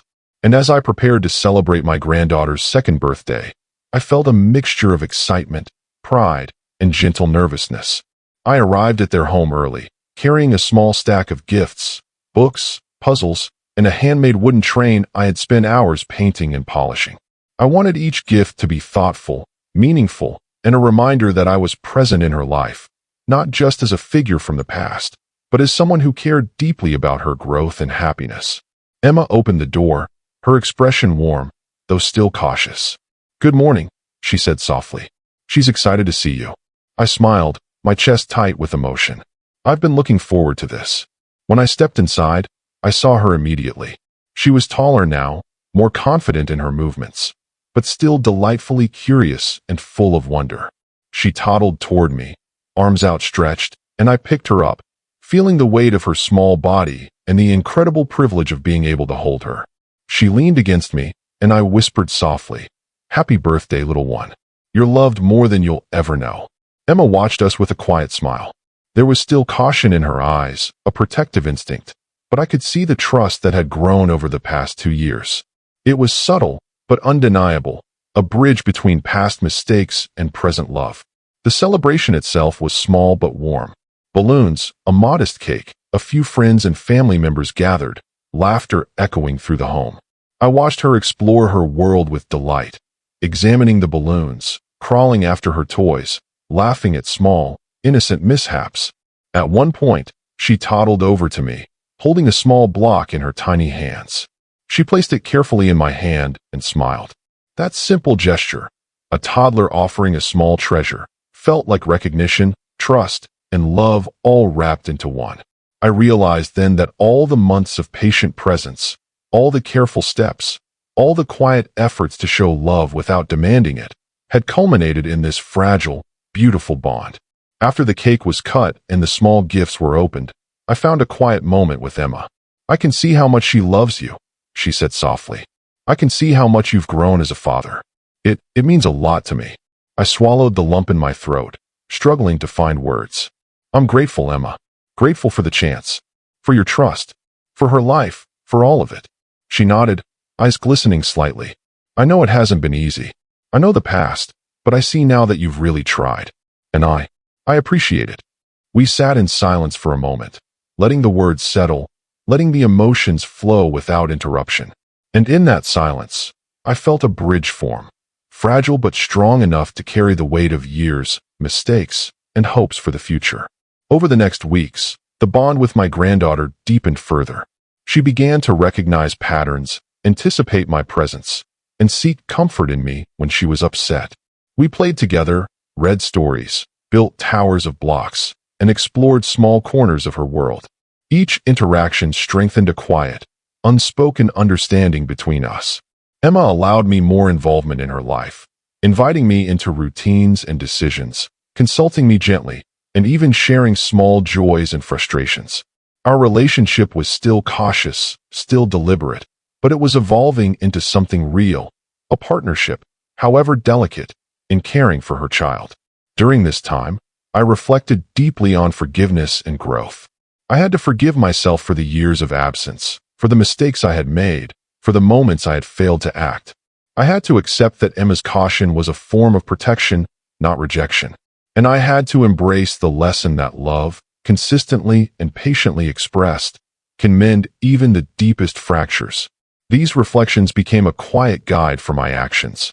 They shaped my words, my presence, and the ways I interacted with both Emma and my granddaughter. I learned that trust is built not in grand gestures, but in steady, consistent care, in showing up day after day, in being patient and present even when it's difficult. One morning, as I held my granddaughter while she sipped from a small cup, I watched her tiny fingers trace the rim, her eyes bright with curiosity. I realized something profound. Life moves in quiet, unnoticed moments. The small gestures, the tiny interactions, the everyday routines, these are what build connection, love, and trust. I whispered softly, "I will always be here for you. Always." She looked up at me and smiled. No words, just recognition and trust. And in that smile, I felt a quiet, enduring joy, the kind that comes from knowing that love, patience, and presence have made a difference. Emma and I also began having more honest conversations. We spoke about the past, the mistakes, the regrets. We spoke about the present, the routines, the joys, and the challenges of raising a child. And we spoke cautiously about the future, about how we could continue building a relationship that honored her role as a mother while allowing me to be a father and grandfather. These conversations were never easy. There were moments of tension, moments of disagreement, moments when old wounds surfaced. But each discussion, handled with care and respect, strengthened our understanding of one another and reinforced the fragile trust we had built. As her second birthday passed, I noticed something remarkable. The quiet patience, the steady presence, the consistent love I had shown over the past 2 years had created a foundation. Not a perfect foundation, not one without cracks, but a foundation strong enough to support connection, trust, and love. I could see it in my granddaughter's eyes, in her laughter, in the way she sought me out. I could see it in Emma's cautious smiles, in the moments she allowed me to share responsibilities, in the quiet acknowledgement of my efforts. And I realized that life, love, and trust are built slowly, deliberately, one small moment at a time. During the evenings, after the celebrations ended and the house grew quiet, I would sit on the porch, reflecting on the journey. I thought about the years of absence, the mistakes, the regrets. I thought about the slow, patient work of rebuilding trust. I thought about the growth, in myself, in Emma, and in the little life I had come to cherish so deeply. And I realized something essential. Forgiveness and love are processes, not events. They cannot be demanded, rushed, or forced. They must be nurtured patiently and consistently over time. And when approached with humility, patience, and quiet love, they can heal wounds, bridge gaps, and create bonds that endure. By the end of her second birthday, I felt a quiet, profound gratitude. Gratitude for the opportunity to be present. Gratitude for Emma's cautious trust. Gratitude for the chance to witness and participate in the growth of a life I loved more deeply than I could ever fully express. I held her gently, rocking her to sleep in the fading light of the evening.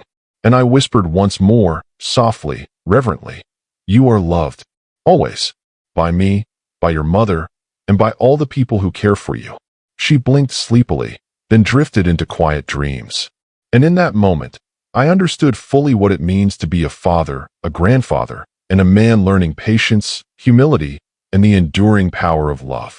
3 years had passed since that first moment I held my granddaughter in my arms, so tiny, fragile, and full of possibility. 3 years of quiet effort, of patience, of learning to navigate the delicate spaces of trust and forgiveness. 3 years that had changed me profoundly, not just as a father, not just as a grandfather, but as a human being learning what it truly means to love, to be present, and to grow from mistakes. I often thought back to the day she was born, to the months when Emma barely allowed me near, to the nights I spent wrestling with regret and longing.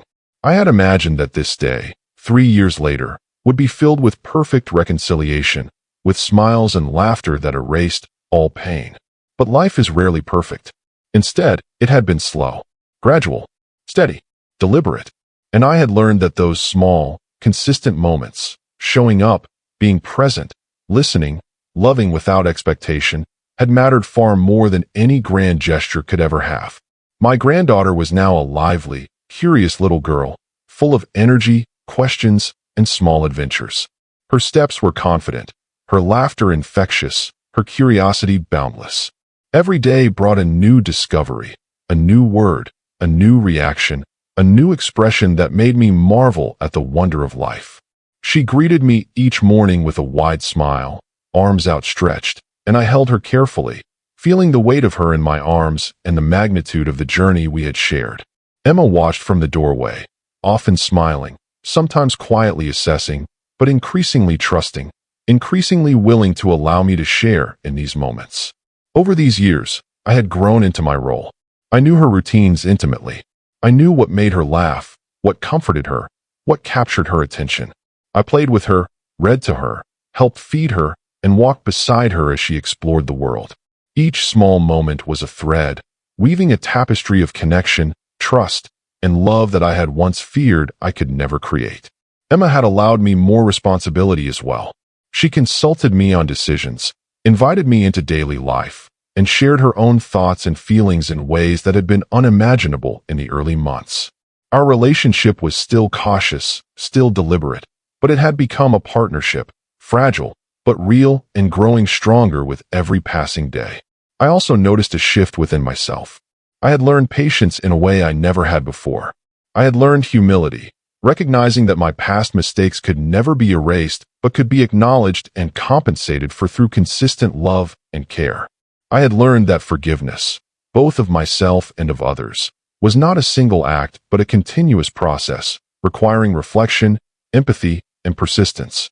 And I had learned that love, when expressed quietly and consistently, has the power to heal, to bridge gaps, and to create bonds that endure beyond absence, beyond mistakes, and beyond time. By the third year, my granddaughter had begun to speak more, to articulate small thoughts, to ask questions about the world. She would run to me with stories of her discoveries, small treasures from her explorations, and observations about the people and things around her. I listened carefully, responded with encouragement, and celebrated her curiosity. In doing so, I felt a quiet pride, not the kind that demands recognition, but the kind that fills the chest with warmth and gratitude. Emma observed this quietly. She would smile softly when I responded gently to her daughter's questions, when I guided her through small frustrations, or when I celebrated her achievements. That trust, though still measured, had grown stronger, more resilient, and increasingly willing to share space with me. One of the most profound changes, however, was in our conversations. Emma and I began to talk more honestly about the past, about the challenges of parenting, about the hopes we held for her daughter. We spoke about my mistakes without anger, without accusation, without blame. We acknowledged the pain, the absence, and the regret. And we spoke about the present, the joy, the growth, and the slow, steady work of building a shared life for her child. These conversations were never easy. There were moments of tension, moments when old wounds surfaced, moments when I feared I had overstepped. But with each conversation, with each pause and careful word, our understanding deepened. Our bond strengthened, and a quiet partnership emerged, one rooted in mutual respect, shared responsibility, and love for the child we both cared for deeply. As the third birthday approached, I began planning a small celebration, simple, meaningful, filled with the things she loved, colorful balloons, a cake, her favorite books, and a few close friends and family members. I wanted this celebration to be more than a birthday party. I wanted it to symbolize the growth, the healing, and the enduring bonds we had forged over 3 long years. Emma was quietly involved in the planning, offering guidance, sharing preferences, and trusting me to handle details without intrusion. It was a subtle sign of the trust that had been built over time, a bridge between past distance and present connection. The day of the birthday arrived with clear skies, warm sunlight, and a gentle breeze. I arrived first, carrying gifts and decorations. She ran to me almost immediately, arms outstretched, and I lifted her carefully, holding her close. She laughed, a sound that echoed through the house and filled my heart with warmth. Emma joined us shortly after, smiling softly, a mixture of pride, trust, and cautious optimism in her eyes. There were no grand declarations, no dramatic gestures, just quiet acknowledgement of the journey we had shared and the growth that had taken place. Throughout the day, I held her, played with her, guided her small explorations, and read stories. I watched her interact with friends and family, her laughter infectious, her curiosity boundless. And I realized, again, that love expressed consistently over time creates security, trust, and connection that can withstand absence, mistakes, and uncertainty. Emma observed quietly, occasionally offering guidance, occasionally sharing a word or smile with me. Our bond had shifted from cautious trust to a quiet partnership. We were still learning, still navigating, but there was progress, and it was undeniable. That evening, after the guests had left and the house had grown quiet, I held my granddaughter in my lap. She was tired, but content, leaning against my chest as I whispered softly, "You are loved, always, by me, by your mother, and by everyone who cares for you." She blinked sleepily, resting her head against my shoulder, and I felt a profound sense of gratitude, not just for being part of her life, but for the chance to witness growth, to build trust, and to participate in the ongoing story of her early years. As I reflected on the past 3 years, I realized how much had changed, not just for her, not just for Emma, but for me. I had grown into a father in ways I had never imagined. I had learned patience, humility, and the quiet power of consistent presence. I had learned that mistakes do not define a person, but actions, persistence, and love do. And I had learned that relationships, even fractured ones, can heal when approached with empathy, respect, and a commitment to growth. One of the most profound lessons I had learned was about the nature of time. Time cannot be reversed. Time cannot be reclaimed. But time can be used wisely, patiently, and intentionally to build trust, to nurture love, and to create bonds that endure. I had lost precious moments early in my granddaughter's life. I had missed opportunities, made mistakes, and carried regrets. But I had also learned that the present, each visit, each interaction, each shared laugh or tear, could be a building block for a stronger, healthier relationship. And in that understanding, I found hope. By the end of her third birthday, I felt a sense of quiet accomplishment and profound humility. I had not erased the past. I had not undone the mistakes. But I had shown up, consistently, with love, patience, and presence. And in doing so, I had begun to heal the wounds of absence and build lasting bonds with both Emma and my granddaughter. I had learned that love is not measured by perfection, but by presence. Not by grand gestures, but by consistency. Not by words alone, but by actions over time. In the quiet moments that followed the celebrations, I reflected on the lessons of the past 3 years. Patience is essential. Love grows slowly. Trust is fragile. Forgiveness is a process, not a single act. It requires reflection, humility, and empathy. Presence matters more than perfection. Small, consistent actions build enduring bonds. Relationships, even after absence or mistakes, can heal when approached with love, respect, and patience. Children are resilient, perceptive, and capable of offering love when we meet them with openness and care. And I realized that these lessons were not just for me as a father or grandfather, but for life itself. Holding my granddaughter that evening, watching her drift to sleep in my arms, I whispered softly, "I will always be here. Always. For you. For your mother. For our family." And I felt a profound peace, a quiet understanding that life is built in moments, small, deliberate, and full of love. I had been given a second chance, not just as a father, but as a man capable of growth, empathy, and enduring love. And I vowed never to take it for granted. The journey had been long, quiet, and sometimes painful, but it had also been transformative, beautiful, and deeply meaningful. And as I looked at the gentle rise and fall of my granddaughter's chest in sleep, I knew this. Love, patience, and presence are more powerful than absence, mistakes, or regret. They are the forces that bind us, heal us, and allow us to create connections that endure beyond time itself.